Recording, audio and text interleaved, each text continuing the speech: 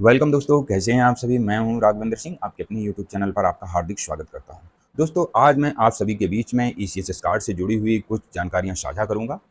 आपको बताऊंगा कि किस प्रकार से हमारे सैनिकों को या जो भी हमारे ईसीएचएस के बेनिफिशरीज हैं जिन्होंने ईसीएचएस कार्ड बनाया हुआ है, उनको किस प्रकार से इलाज के लिए जब ईसीएचएस पॉलीक्लिनिक से किसी अन्य सिटी में रेफरल बनाया जाता है तो वहाँ पर आपको ट्रैवलिंग अलाउंस भी मिल सकता है और आप साथ में एक अटेंडेंट भी ले जा सकते हैं। जो भी आपका एंटाइटल्ड क्लास है या जो भी आपको लागू है, वो आपको उसके मुताबिक आपको उस रेल का किराया दिया जाएगा और जो भी अटेंडेंट जाएगा उसका भी किराया आपको दिया जाएगा।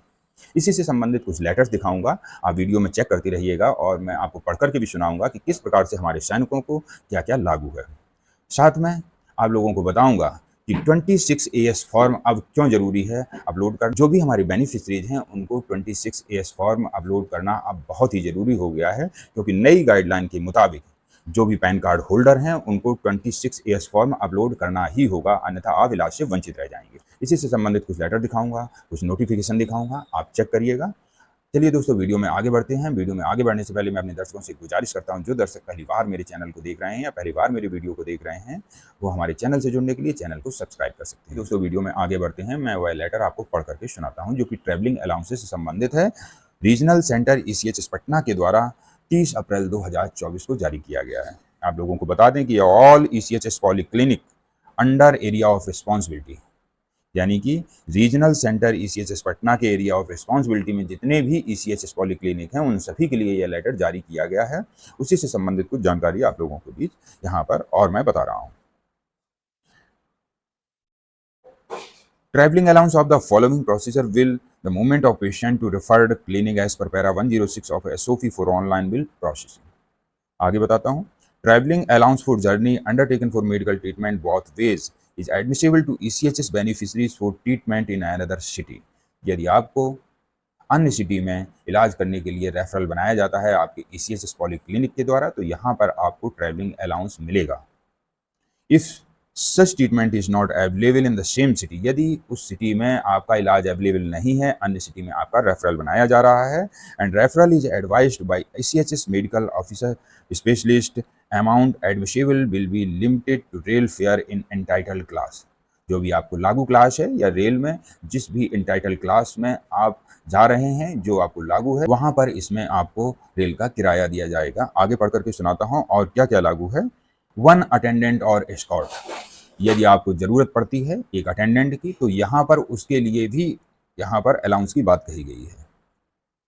Who is required to travel along with the patient will also be entitled to traveling allowance if the medical officer attending the patient certificate in writing that is unsafe for the patient to travel alone and such attendant escort is necessary to accompany the patient।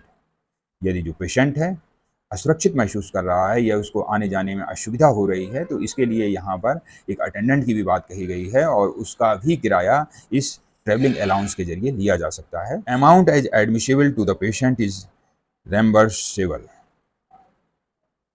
आगे सुनाता हूँ। The claim for reimbursement to travelling expenses will be submitted to the officer in charge polyclinic with the following document. आपको क्या क्या यहाँ पर document की जरूरत पड़ने वाली है वो यहाँ पर आप गौर से देख लीजिएगा और सुन लीजिएगा।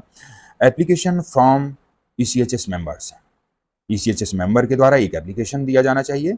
Photocopy of smart card ECHS registration slip, यदि आपके पास में स्मार्ट कार्ड है तो उसकी फोटोकॉपी, अन्यथा रजिस्ट्रेशन स्लिप की photocopy. Referral number of the polyclinic, polyclinic का रेफरल नंबर जो कि आपको पॉलीक्लिनिक से ही पता चल जाएगा। Name of place and hospital referred to, उस हॉस्पिटल का नाम और प्लेस जिसमें आपको रेफर्ड किया गया है। कॉन्टीजेंट बिल, उससे संबंधित जो भी बिल हैं वो आपके पास होने चाहिए। Ticket of the patient and attendants, patient और अटेंडेंट दोनों का टिकट होना चाहिए। जो आप इंटाइटल्ड क्लास में सफ़र किए हैं, रेल में सफ़र किए हैं, उसका आपको यहाँ पर बिल लगाना बहुत ही ज़रूरी है, तो कृपया करके उन बिल को संभाल कर रखें। तो आपने देखा कि किस प्रकार से हमारे पूर्व सैनिकों को या उनसे जुड़े हुए जो भी डिपेंडेंट्स हैं उनको इलाज के लिए किसी अन्य सिटी में ट्रांसफ़र किया जाता है, रेफरल बनाया जाता है। यदि उनको एक अटेंडेंट की भी ज़रूरत पड़े तो अटेंडेंट के साथ साथ उस पेशेंट को भी यहाँ पर ट्रैवलिंग अलाउंस दिया जाता है, जो कि उचित डॉक्यूमेंट लगाकर और समय पर कार्रवाई करके आप ट्रैवलिंग अलाउंस को प्राप्त कर सकते हैं। चलिए दोस्तों, एक अन्य जानकारी जो कि ईसीएचएस से जुड़ी हुई है, जैसा कि आप जानते हैं ईसीएचएस वैलिडेशन आजकल बहुत ही ज़रूरी हो गया है। आप लोगों को बता दें कि जो भी हमारे पूर्व सैनिक हैं, उनको और उनके डिपेंडेंट्स को प्रत्येक वर्ष एनुअल वैलिडेशन कराना पड़ता है। यदि आप एनुअल वैलिडेशन नहीं कराते हैं तो ऐसी कंडीशन में आपका कार्ड ब्लॉक हो सकता है। तो इसके लिए बहुत ज़रूरी है कि आप समय पर एनुअल वैलिडेशन कराते रहिएगा।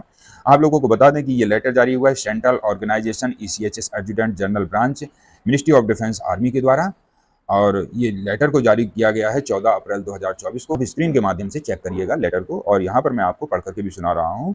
सेंट्रल ऑर्गेनाइजेशन ईसीएचएस ने एक लेटर जारी किया है जिसमें एनुअल वैलिडेशन से संबंधित जानकारी दी गई है कि किस प्रकार से आप एनुअल वैलिडेशन करा सकते हैं। आप स्क्रीन के माध्यम से देखेंगे कि पहले होता क्या था कि आप 26AS फॉर्म के साथ साथ आप आईटीआर फॉर्म भी लगाकर एनुअल वैलिडेशन करा सकते थे, या अन्य माध्यम से भी एनुअल वैलिडेशन करा सकते थे, जो कि अब नहीं होगा। आप लोगों को पढ़कर सुनाता हूँ कि किस प्रकार से एनुअल वैलिडेशन पहले होता था।